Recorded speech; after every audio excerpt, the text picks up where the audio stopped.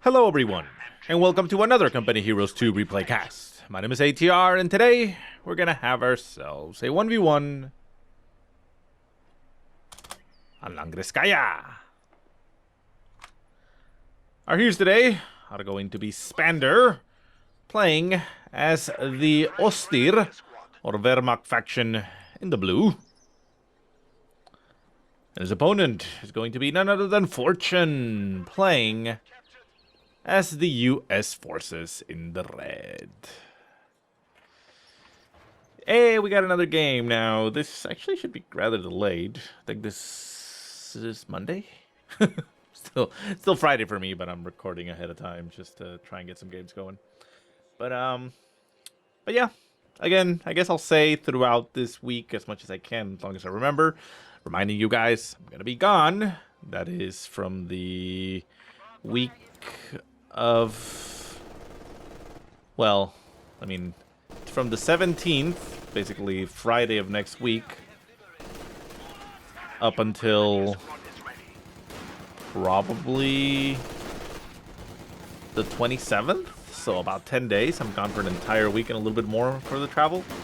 So yeah, like I said, I'm gonna try my best, but probably not gonna happen, but I'm gonna try my best to get as many games cast as possible in that meantime, to leave as many games as I can to, you know, to come out during that time. But I can guarantee you right now, from this moment, there is no fucking way that I can actually get as many games uploaded to be able to have one game a day during that time that I'm away. So there will be an interruption. How long that is, I don't know, but hopefully it won't be that much. But yeah, I'll try what I can.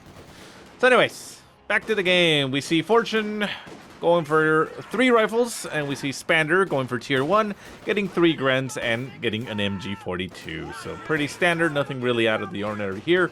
Rifles not having too much luck here. The MG42 and the rifles all over the place. The piles over on the right-hand side, managing to push Fortune back to his side of the map. We do see some rifles up in the front here. Gonna get engaged by the Grens, and of course the MG42 is also coming up to provide some support. It is gonna be backpedaling a little bit here to set itself up across the open on the hedge. And the rifles are gonna be trying to move out of the way. However, against 2 Gren squads, it's still a full-strength Gren squad now at this point. 1 man left on that one, so not, you know, too great. But we do have a 4th rifle squad on the field for Fortune, so he should be able to fight pretty well against all this. Grand squad with 2 men left, still moving across on the field. Not going to be able to do too much against 2 rifle squads that are moving on top of it with 2 members left on the squad. So, yeah, I mean, very brave here for Spander to keep it on the field, but he is going to be moving it and putting it over on this side, so hopefully he won't get it killed.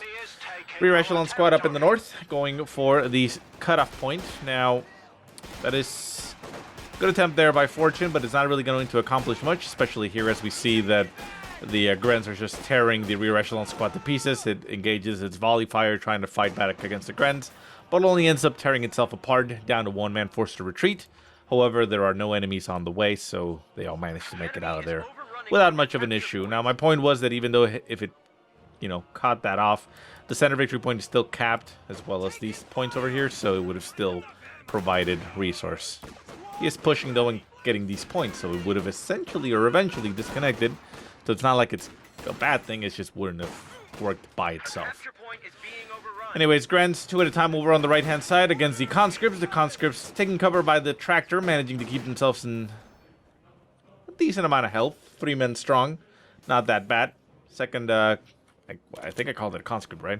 I'm still thinking of conscripts because of the last game there were conscripts rather than riflemen, but anyways, Grand squad's pushing forward, gonna get right on top of that tractor. The rifle squad, 5 man strong, not gonna be able to dish out too much damage as there are only 3 windows in that direction, and apparently this window over here doesn't even work.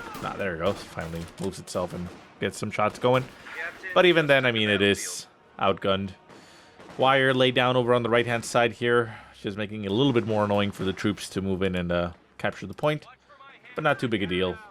So back at base, we do have a lot of troops here for Fortune that do not have reinforcements going off on them just yet, as we do see the captain coming into play. The captain going to be supervising the company command post. Supervise does increase the rate of production for the vehicles. Well, not the vehicles, actually, the units that come out of those buildings. So I'm assuming Fortune is going for something. He needs 70 fuel for a steward, so he can't really get something right now. He could pop an AT gun if he wanted to get it out quick. Otherwise, it would probably have been better to get the captain out onto the field, but, well, I guess there's... Oh, no, there is, actually. I was about to say that I guess there's not much for it to actually shoot, but no, there is now a half-track on the field for Spander as he gets his tier 2 going, and should be able to reinforce on the fly, no. But, well, with the fuel income, you know, it's not that, that long to wait. So Fortune just ends up building himself a steward very quickly. He's going to be hitting on the field at 6 minutes and 30 seconds, which is pretty fast for a steward. Not much on the field right now for Spander to fight with. He does have, of course, have a Gren squad. I mean, not a Gren squad. Has Gren squads, which can Faust the steward. So that is, of course, something to keep in mind. The flamethrowers on the tank. Not going to be able, not another tank. The half-track, not going to be able to do too much here. We see the Grand Squad pushing forward, trying to go apparently for a Faust on the Steward, managing to get itself torn apart here by the troops inside the base, the MG in the base sector, and the Steward. Steward going to be chasing it down. Again, not much here that can stop it. Ooh, nice shot there by the Steward, clearing out a squad. And we see Pile Squad get killed, I think. Yeah, over here, I think. Pile Squad gets killed, and the MG42 is getting chased down onto the field by the onto the base by the Steward.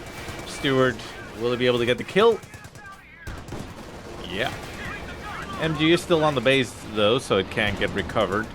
Spander popping his Doctrine, getting the Derriman Mechanized Doctrine, with which he pops a the half-track, which of course comes equipped with Grens. Now, why he did that, I don't know. I'm not sure what value that is for him. They'll still have that other half-track on the field. Currently, all of them heading back. The Grens will be able to provide a little bit of support there with their Treks. However, second Grand Squad is getting chased down onto the field here by Spander. Down to 2 men. Needs to move him out of the way and get them reinforced quickly to not get him killed. Should be able to hide it behind the buildings. But very quick Steward for Fortune there, giving him quite an edge on this engagement now. And again, with nothing on the field to really oppose it, the Steward is now going to sit there and just take some pot shots at tier 1 apparently, sitting outside the base. So for now, Fortune pretty much having free reign to recover the rest of the map. We do have some troops out on the field here for Spander, just taking some cover by the buildings here. Panzer Grenadiers coming into play for Spander. Probably a pack gun would maybe been better. However, the Steward is pretty good at circle strafing. However, inside the base with support from a Grand Squad and a Faust, it should be pretty okay to be able to just field a pack gun. But Panzer Grenadiers with Treks also do quite a bit of damage against the Steward, so I suppose that's an option. But again, that Steward's just sitting there, almost about to take out that tier 1. Not that it affects Spander too much. I don't think there's a lot on the field that he needs, although I think the Faust still stays, right? Because the building just needed to be there. Well, regardless, it's not gonna matter here. As Fortune is going to be backing off as the Grens push forward. Panzer Grenadiers now on the field. Ah, okay, I see what he's doing. So he goes for the Panzer Grenadiers and the half-track. Oh, did he not have that other commander? Which one is it? The one that actually gives you this? The Mechanized Assault Doctrine, I think. The one that has the actual Panzer Grenadiers and the half-track, right? So yeah, Shrek's getting equipped on the Panzer Grenadiers, trying to go on the hunt here for the Steward. Not managing to do too much here. The rifles, though, for Fortune don't have Veterancy 1, so that means they don't have access to the anti-tank rifle grenade. So right now that half-track is pretty much okay. But the Shreks right now for Spander are pretty much missing completely on the Steward for Fortune. And, well, Fortune is just sitting pretty. Back at base, is he taking up to anything so far? Not that I can see. Has selected his Doctrine, and that is, of course, the Heavy Cavalry Company, with which he gets himself a Ranger Squad on the field. Ranger Squad's going to get upgraded with Tommy guns. Grand squad on the right-hand side. Gonna be, will it make it out of there? Pretty sure. I mean, I don't think the Steward is gonna be chasing it down anymore with the Shreks on the field. And the rear echelons go to the front of the base to capture the point. Pretty much just adding insult to injury, as it doesn't really do much. Shots flying from the Steward, getting some good hits there on the half-track. The half-track will be backing off. It does have the Shreks. But unfortunately, you cannot set Panzer Grenadiers to attack vehicles only. They are a fickle unit, and they will shoot at whatever they want. So the Steward moving up to the front of the base, trying to harass the half-track. The half-track taking some damage. The Panzer Grenadiers just need to get the hell out of it and go for the Steward. There we go. Oh my god, wow, those Panzer Grenadiers can't hit shit. They literally just hit the broadside of a barn rather than the tank. And there we go, finally a good hit there on the Steward. Gonna be forcing it to back off, and should be okay. The MG42 is pushing forward, gonna be setting itself up in front of all the infantry, which is not a bad idea. However, off-map smoke barrage right on top of the MG will be breaking its line of sight, allowing the infantry to stay on the field. They are suppressed, but they're still able to fight while suppressed, so it's not the end of the world. Panzer Grenadiers with their Shreks managing to get a good volley going off on the Steward. Steward down to about 30-40% strength, so should be considering backing off. However, the MG42 was left there on the field for Spander, and the rifles and everything is able to just simply vault itself right on top of the unit, clear it off very quickly, and the MG is lost to the field. However, I'm assuming Fortune is going to steal it. Half-track, though, pushes forward, gets itself torn apart by the Steward. Steward moving up, almost getting another shot going on the second half-track. However, the Panzer Grenadiers with their Shreks are trying what they can, but not having too much luck. Again, the range of the pack gun would have suited him a little bit better. But I understand there what Spander was going for. It just didn't work out.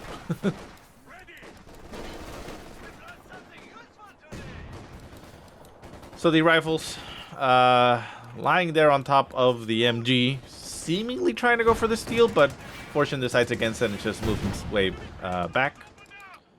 Back at base, we do see the Major coming into play as Fortune is allowed to tech. I mean, he has control of pretty much the rest of the map. Has a little bit more income, 29 fuel versus the 23 of Spander. Does not control the one on the right-hand side, but, you know, has a healthy income, has a healthy amount, so may as well start teching up. Not a lot that he can do in the back tech, and he does have to wait quite a bit for the Pershing, so may as well get something going. So Grant's continuing to push forward. The tier 1 just pretty battered. Panzer Grenadiers with their Shreks going to be backing off and popping back into the half-track. It did reinforce itself, but it did not manage to be in range to get the fourth man, so they're there. Huh. And interesting, we see at the 13-minute mark, Spander going to be getting himself a sniper.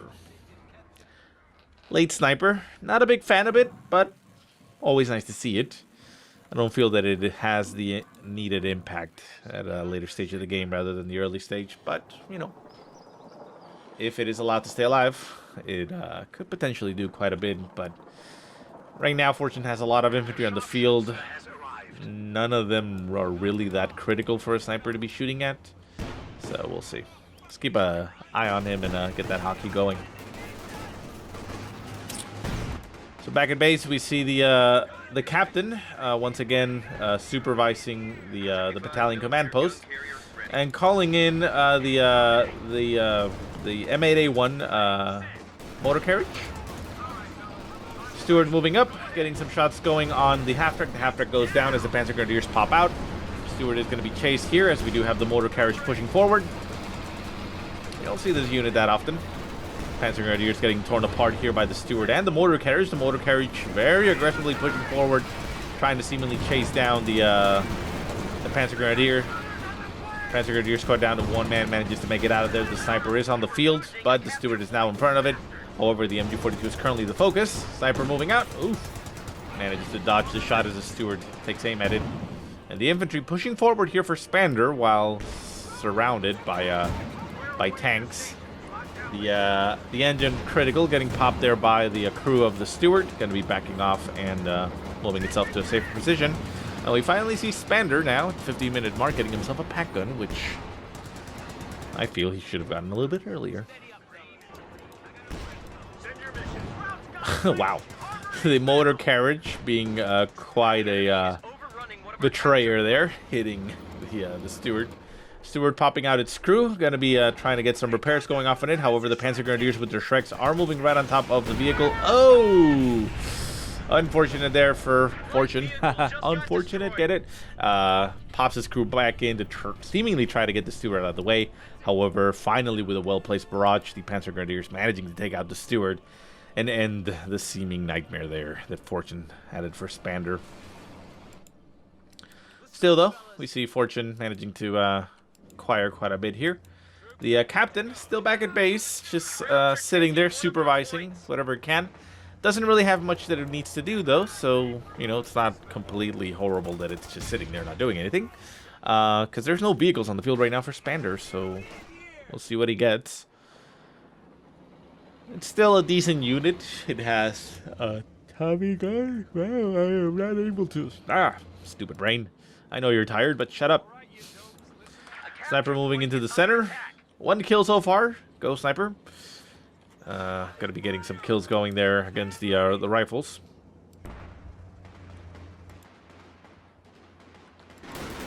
Motor carriage moving over to the left-hand side, providing some support. Basically filling the same role as the steward now. Previously, you would...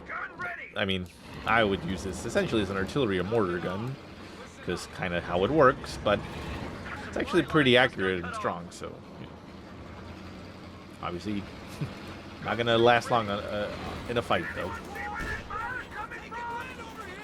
Panzer Grenadiers blowing their one shot there to get a volley going on the motor carriage. Managing to move out of the way as rifles move on top of them. We see a second motor carriage getting built here for Fortune, and getting himself an AT gun, just in case anything comes up, because I'm assuming something will be coming up.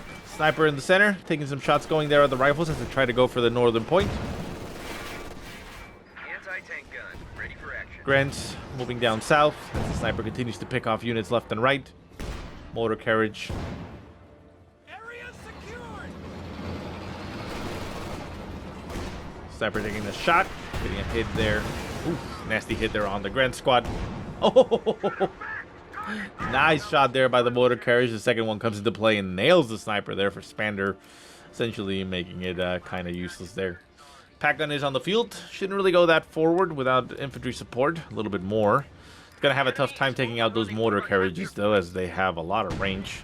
We do have, however, a command tank on the field now for Spander, so he does have some vehicle play. AT gun is on the field, and of course we do have that captain sitting at base supervising. And the Major, not really doing anything, just sitting back there at base. For some reason, Pack gun trying to take some shots there at the motor carriages, as we do see the command tank pushing forward. Oof. Nasty shot there by the motor carriage, actually nails the Panzer Grenadier squad, eliminating the Shreks. So now there's only the pack gun and the command tank. Spander not having a good time in this game, man. Not really working out. AT gun in the center. Not the best AT gun, but it can still hit a tank on the side and get some damage going if it ever decides to shoot. Wow. Finally shoots, only hits the frontal armor of the tank, and ends up getting itself killed there by the Grens. Grens down to 1 man, forced to retreat. Shots flying from the motor carriage, not really doing much to the armor of the Panzer IV, even if it is a command tank. And the Gren barely manages to make it out of there, as we see a lot of approaching rifles. We do see combined arms getting popped. So that is when you have vehicles and infantry together, they get improved performance, which is, I believe, increased rate of fire and other stuff. I'm not entirely sure the exact numbers, but there we go. So rifles moving up, the captain finally coming into play. The motor carriage is doing what they can. However, the command tank does get snared there by anti-tank rifle grenade. The captain now sitting in front of it with no anti-infantry support. The captain, I think it's actually going to take it out. Yeah. Smoke bomb does get popped there. However, that doesn't break line of sight with the captain. Oh, the captain does not actually manage to get the killing blow there on the... Oof. He was looking with held breath there. The captain doesn't manage to get the killing blow on the command tank, and the command tank crawls its way back to base and needs some desperate repairs. So we do have piles nearby that can help out. Where are they? There they are. Spander also doesn't have a med bunker, so the troops are quite damaged, which is unfortunate. But we'll see. And now we see him out, slowly moving out with his troops back onto the field, as Fortune moves back onto his side of the field to lick his wounds and heal up as he can. So again, I find it kind of interesting, though, that Fortune is using the Major for this. Like, usually if you're going to stay back at base, may as well just leave that there. I guess the only difference here is that everybody gets here and gets into the aura, whereas if you leave the ambulance around here, units retreating in this direction may just retreat here. I don't know, it's kind of weird, but I guess that kind of guarantees or makes it a little bit more... Oof. Grand's in the center, quickly forced to retreat. I mean, again, with 2 mortar carriages nearby, they're going to take quite a bit of damage. Pack gun also getting hit there by the mortar carriages, trying to move back, getting torn to pieces by the Tommy guns of the Rangers. Down it goes, and the pack gun is now out on the field by itself. Could get stolen here by Fortune, or just simply targeted. However, I think it's going to get stolen as the rifles are beelining for it. Yeah, there you go. So, pack gun now in the possession of the Americans. As Fortune moves his way back, rifles just doing what it can, and yeah. A capture point is under attack. So the command tank finally back to full strength, going to be moving forward, getting itself right on top of that captain. Not going to be able to do too much against it. Running itself straight into the path of a pack gun, going to be getting its ass lit up, and it should be going down. Well, pack gun actually missed, however, with the bazookas and everything around, command tank does go down for Spander, and once again he finds himself without much to work with. 34 to 83 as far as pop cap goes. I mean, not really looking good for Spander here. I really don't see how he can come back from that. If he had selected a different doctrine where he can call in a Tiger later on, then maybe I could see that, you know, like, okay, he can maybe hold off, call in the Tiger, and try to stabilize with that, although, not saying this was what Spander would do, but if the past has told us anything, whenever a Tiger comes up, players just roll it straight into the enemy base and try and see if they can win the game with the Tiger alone, so probably wouldn't have held here. Oof, nasty shot there. Actually, not really. It hit one guy only. So a hit on the MG, bringing it down a little bit. Grand Squad's pushing forward as the second command tank comes into play. The Rangers just capturing as much territory as they can. No additional tech on the field for Spander, which is interesting. Does have a decent amount of fuel to tech up with. Has he actually teched up? No, he hasn't even gotten an extra battle phase. So, not sure what this plan is here.